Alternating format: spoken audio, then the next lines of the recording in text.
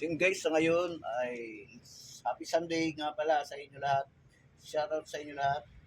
Maraming salamat sa suporta.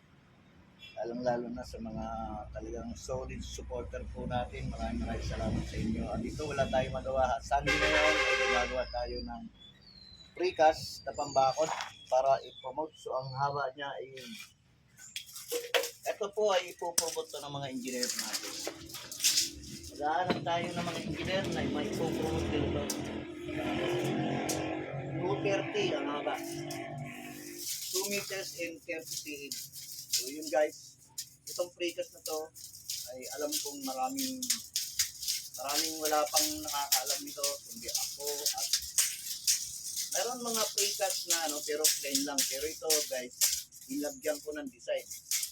So ang buhay ay ganyan lang. Kapag wala kang magawa, gumawa ka, mansip ka, kailangan laging pag magninegosyo ka is lagi kang open mind para hindi ka baka makapag-isip ka ng kung ano kapag wala ka nang ginagawa. So yun guys, ang paalala nga ay ang buhay ay weather lang.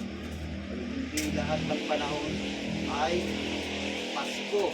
So yun guys, minsan kawalaan natin, wala tayong magawa. Kaya ito guys, gumagawa ako ng paraan, gumagawa ako ng mga activities ko dito sa aking area para malibang yung sarili ko. So yung paglilibang ko naman na to ay alam ko na magiging success po to. Magiging kaaya-aya po to dahil alam kong ipopromote to lahat ng mga engineer natin. So yun guys, maraming salamat at huwag kalimutan, ang buhay ay weather lang. Wala ka man ngayon, pagsubok ay kaya natin yan. Hindi tayo bibigyan ng ating Panginoon na hindi natin makakayanan. So yun guys, ang kailangan lang natin, abaan lang natin yung ating pasensya at lagi tayong malusog. At huwag natin pabayaan na matalo tayo ng ating imagination. So kailangan natin maglibang guys. Kaya ito guys, sa mga bakal yan, no?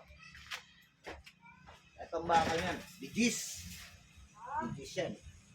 Kaya walang pagkabali yan guys. So yan ang gusto ko na i-promote sa aking negosyo sa ngayon, na gusto kong magkaroon ako ng panibagong kaaya-aya na alam kong ipopromote lahat yan ng mga engineer natin o hindi man engineer natin. So yung mga makakakita nito na nagpapagawa ng bakod, so ito talaga ang kailangan nila, kaaya-aya. Wala na silang pipinisin dyan kundi sasalpak na lang guys. So yung kailangan naman yan, nasa align lahat. Dahil kung wala yan sa align, pag sinalpak mo yan, marami kang i-retouch. So yun guys, sana'y magustuhan nyo ang video na to.